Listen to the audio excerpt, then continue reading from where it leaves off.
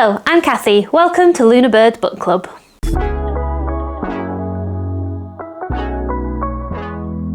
I've set myself 3 reading goals this year. They are: number 1, to read 50 books in 2026. Number 2, to make every 3rd book a non-fiction book. And number 3, to journal every day. Technically, journaling isn't a reading goal, is it? It's a writing goal. But in my mind, reading and writing are kind of closely linked. So I'm including it in my reading goals. And you know, it only has to make sense to me. That's what we're saying in 2026, isn't it? It only has to make sense to me. So that's what we're doing, what I'm doing. But what I want to focus on today is my goal to read 50 books this year. And I want to talk a little bit about why I've got this as a goal and what my strategy is to accomplish it. So first of all, why have I set this as a reading goal? Because generally my view is numbered reading goals is a bit silly, because it doesn't really matter how many books you read in a year. Some books are very, very short and some books are massively long. So actually the number of books you read in a year doesn't necessarily relate to how much you've read in the year, if that makes sense. Also, it really doesn't matter. There's nobody checking how many books you read. There isn't a correct amount of books to read in a year. There's not an incorrect amount of books to read.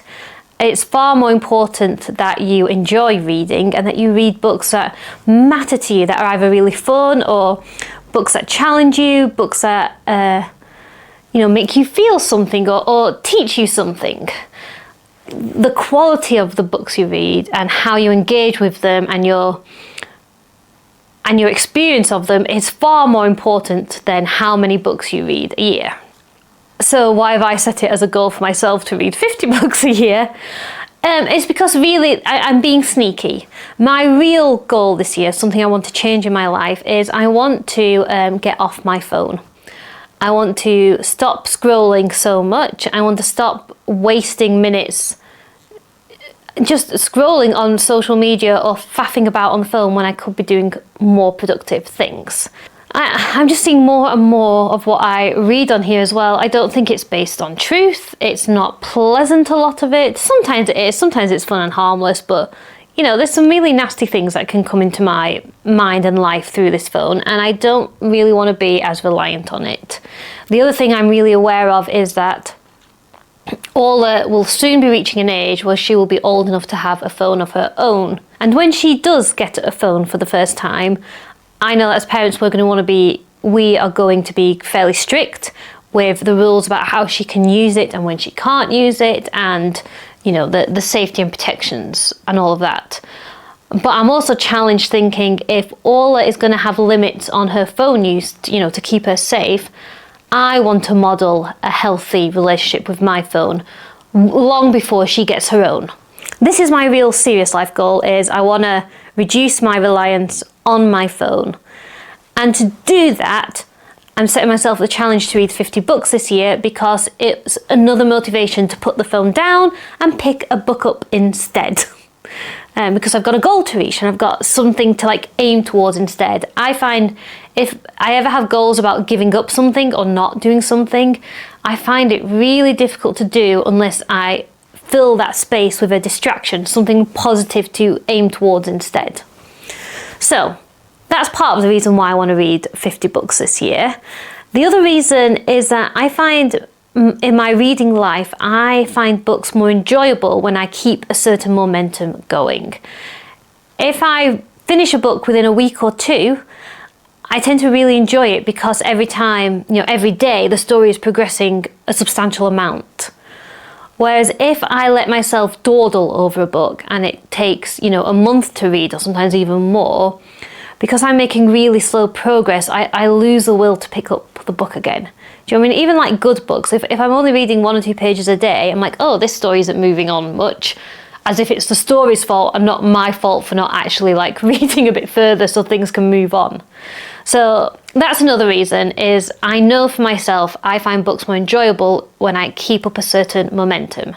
So having the 50 book target is a way of just pushing myself, go on, just read a few pages more. So then if there's a part in a book I'm not particularly enjoying, will get past it quicker and get onto the stuff I am enjoying in the book. The third reason why I've set this goal is that I want to find books that I'm going to fall in love with. I want to find really brilliant, wonderful new stories. And I find that to find like the most excellent, wonderful books, you have to read a lot because they don't all reach that limit.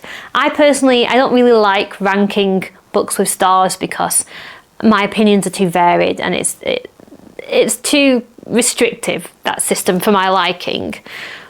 But if I was to say like not all books are 5-star books, you know what I mean? Like you have to read a lot of books to find the ones that are above average. So to find those really, really good books, I'm pushing myself to read more to give myself a greater chance of finding those wonderful ones. And let me just add on to that, like even the books that aren't wonderful, perfect, I've fallen in love are still a good time to read and still worthwhile. It's just, you know, to find those really like gold dust ones, you gotta go hunting for them and you gotta, you know, kiss a lot of frogs to find the prince.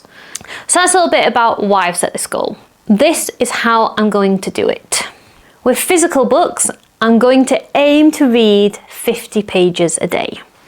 That sounds like a lot, but here's how it breaks down in my head.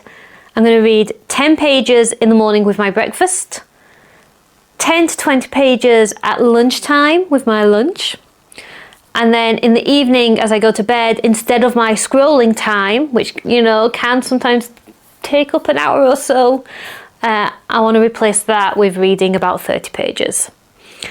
For some books, that'll be really easy to do, especially if it's a book I'm already in love with and, you know, there's a lot of dialogue, that's going to fly by. Other books, like non-fiction books, are a bit more text heavy. That'll be more of a struggle. So that's not a hard and fast rule, but that's my general approach to how I'm going to do this.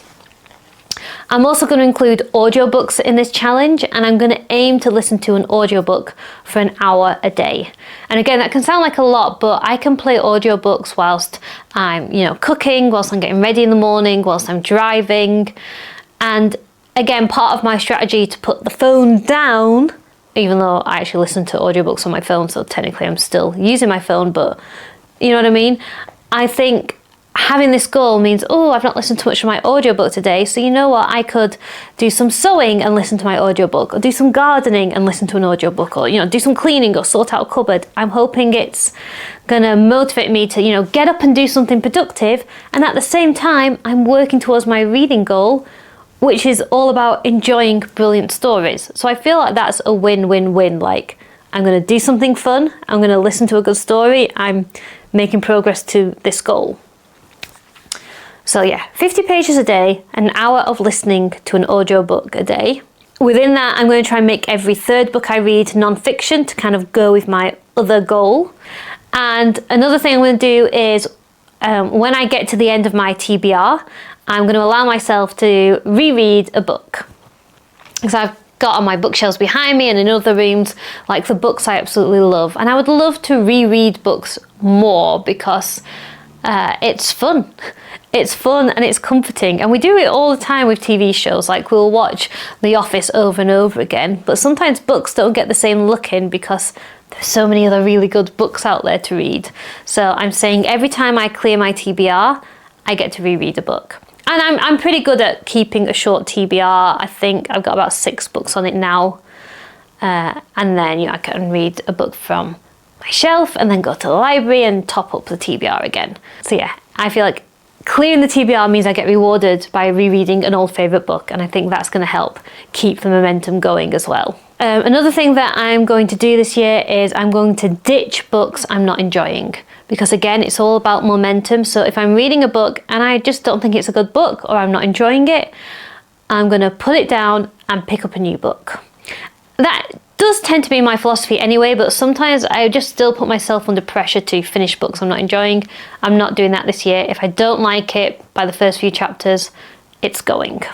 And then the last thing I'm doing as part of my strategy is I'm tracking my reading with the Storygraph app, which is my favourite reading app. I never got into Goodreads. Every now and again I've tried Goodreads and I don't know what, I find it confusing and stressful. And you're not meant to find it confusing and stressful, but I do. I just don't somehow understand how it all works. But on Storygraph, I get it. I can just put in, I've read this book, I've finished it here, and then it makes these really cute little pie charts for me that shows me, yes, you've read this many books, and so many of them were hopeful, and so many were dark, and so many were mysterious, and these were the genres that you read, and here's all the authors you've read, and I find it really satisfying. So I'm going to track with Storygraph. Okay, some obstacles I'm probably going to face in this challenge is, number one, I have been listening to audiobooks of The Wheel of Time. I'm really enjoying it. I've got about an hour and a half left at the moment of book 5, Fires of Heaven. It's really good. But Wheel of Time books, they're about like 30 to 40 hours long each, and there's 14 of them, which is about 3 times the length of your normal audiobook. So that's obviously going to slow me down to try and tick off 50 books. So to overcome this, I'm going to space out the Wheel of Time books a little bit. So what I'll probably do is, when I've finished a Wheel of Time audiobook, I'll use my next credit on just a normal book. And then I'll probably also try and listen to a book that's already included with my Audible subscription. So I'll listen to 2 books before I go back to the Wheel of Time series, just to spread them out a little bit. And the second thing that I think might slow me down a bit are like mid books. So I've got books that I love, books that I hate and I'll ditch, and there'll be books that I'm liking well enough, but there'll be some books that are just a confusing mixture of both. Like, we'll have some stuff I like, so I kind of want to see it through, but will also be annoying me in other ways. And it's those mid books that I know will kill my momentum.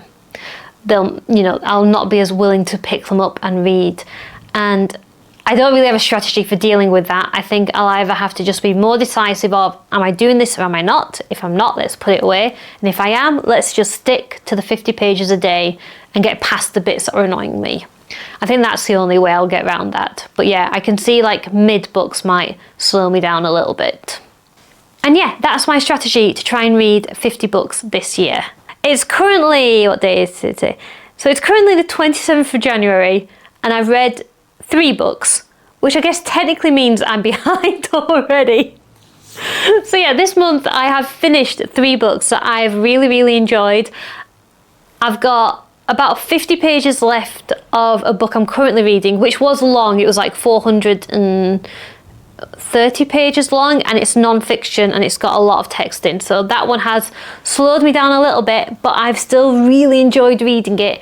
And I'm listening to a Wheel of Time book, and like I say, I think I've got about an hour and a half left of that. So I think by the end of January, I will have read 5 books, which is roughly where I need to be for this target. And like I say, if in February I am not listening to Wheel of Time, I'll probably finish 2 audiobooks instead of just 1.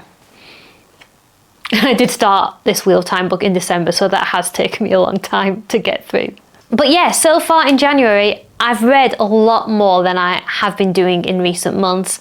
I've been having a longer time at the end of the day, tucked up in bed, reading my book with a cat on my knee, and that just feels really blissful. And I've read some really, really good books and stories already this month. So I'm excited about this challenge. I'm excited to read more this year, and I'll check back in and let you know how I'm getting on. So thank you so much for watching this video. I hope you've enjoyed it, and we'll see you next time. Bye.